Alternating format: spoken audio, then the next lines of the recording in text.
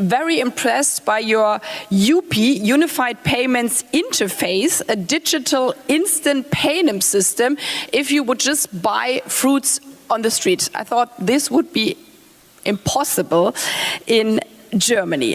India के जो minister for external affair हैं उनको एज ए गेस्ट बुलाया गया।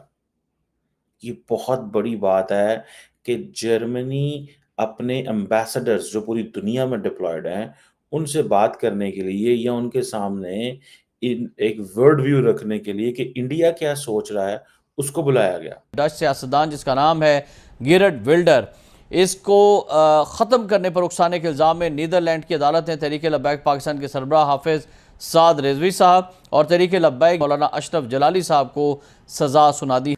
वहीं डिजिटल पेमेंट में भारत की तरक्की को देखकर दुनिया के बड़े बड़े नेता इसके मुरीद होते जा रहे हैं। कई एक केसेस ऐसे सामने आए हैं जिसमें पाकिस्तानी मैन कहीं ना कहीं उनको कन्विक्ट किया गया या वो पकड़े गए। लेकिन किसी दूसरे मुल्क के फॉरेन मिनिस्टर को बुलाना और कहना कि हमारे सफीरों से बात करो, ये थोड़ी सी मेरे लिए एक जिसे कहते हैं ना अचंभे की बात थी। तो मेरा ख्याल है कि अब क्या वो ये कहेंगे पाकिस्तान से कि इन दोनों को दिया जाए। हेटी में एक बयान दिया है अमेरिकी वजीर खारजा ने कि इस नए इलेक्शन के बाद नवंबर में सऊदी अरब जो है वो इजराइल को तस्लीम कर लेगा। When I was in Delhi taking the metro and experiencing your modernization. Hello friends, जय हिंद। हिंदुस्तान स्पेशल में आपका स्वागत है दोस्तों। जैसा कि दोस्तों आपने क्लिप में देखा, अब जर्मनी भारत के रेल नेटवर्क और यूपीआई का दीवाना हो चुका है और अब इसमें जर्मनी की विदेश मंत्री एनालेना बेयरबक का नाम भी जुड़ चुका है। जर्मनी में भारतीय विदेश मंत्री के साथ एक कार्यक्रम में भाग लेते हुए बेयरबक ने कहा कि 2 साल पहले उन्होंने दिल्ली में मेट्रो की सवारी की और देखा कि लोग यूपीआई का इस्तेमाल कर सड़क पर सब्जियां खरीद रहे थे।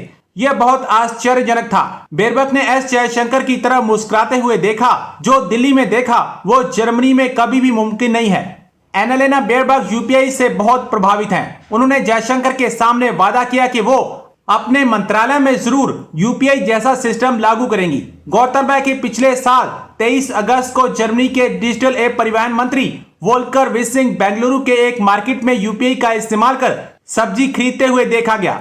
तुरंत आसानी से पेमेंट होने पर वह बहुत आश्चर्य में थे।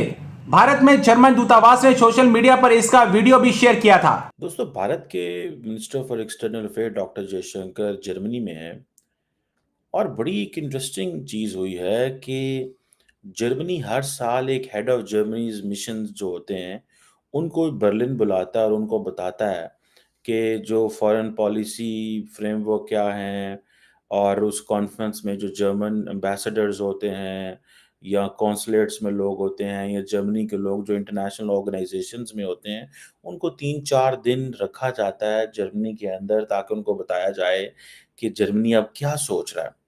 उसमें इंडिया के जो मिनिस्टर फॉर एक्सटर्नल अफेयर हैं उनको एज ए गेस्ट बुलाया गया।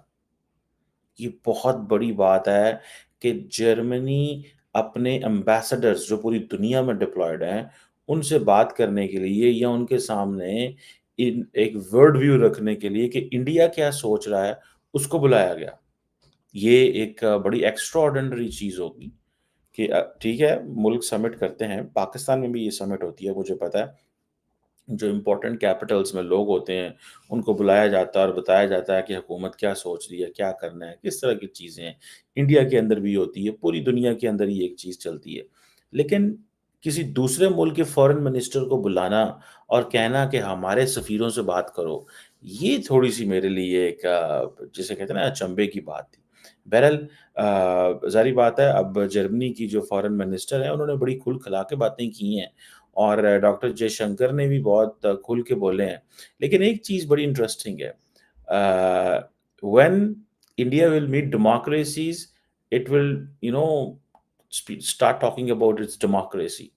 When India will meet autocrats in Middle East, it will start talking about people, prosperity, growth और इस तरह के अल्फाज जो बोले जाते हैं, बिकॉज उनको लेक्चरिंग पसंद नहीं है। जैसे इंडिया कहता है जी ठीक है आपके पास जो भी है हम आपको इंटरफेयर करने को तैयार नहीं है। लेकिन जिधर हम जमहूरियत वालों के पास जाएँगे, डेमोक्रेसी वालों के पास जाएँगे, वहाँ हम डेमोक्रेसी की बात करेंगे। बहरहाल जो जर्मन फॉरेन मिनिस्टर हैं बेरबॉक जो हैं, उन्होंने ये कहा है कि हमारा इंडिया के साथ जो कोऑपरेशन है that is on the basis of democracy as an economy और हम इंडिया को रिलायबल पार्टनर समझते हैं, पर्टिकुलरली सिक्योरिटी क्लाउड के अंदर। और यही वजह है वो कहते हैं कि इंडियन और जर्मन नेवी जो है वो बहुत सारी एक्सरसाइज़ेज़ भी इकट्ठे करते हैं।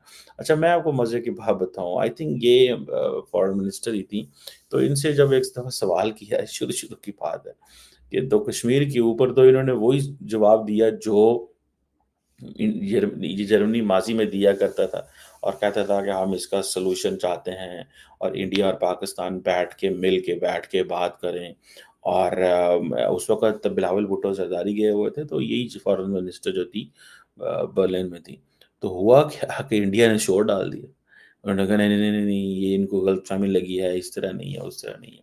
देन फिर इस फॉरेन मिनिस्टर को वो लफ्ज़ वापस लेने पड़े। इस वक्त एक खबर सामने आई है जिसमें ये पता चला है कि a Dutch court convicts 2 Pakistani men, political leader and religious leader of Pakistan on threats against Netherlands lawmaker Geert Wilders। और जिन 2 पाकिस्तानी आदमियों को कन्विक्ट किया है डच कोर्ट ने, एक हैं अशरफ जलाली और दूसरे हैं खादिम हुसैन रिजवी के बेटे साद रिजवी। साद रिजवी तहरीक लब्बैक के लीडर हैं, चीफ हैं तहरीक लब्बैक के।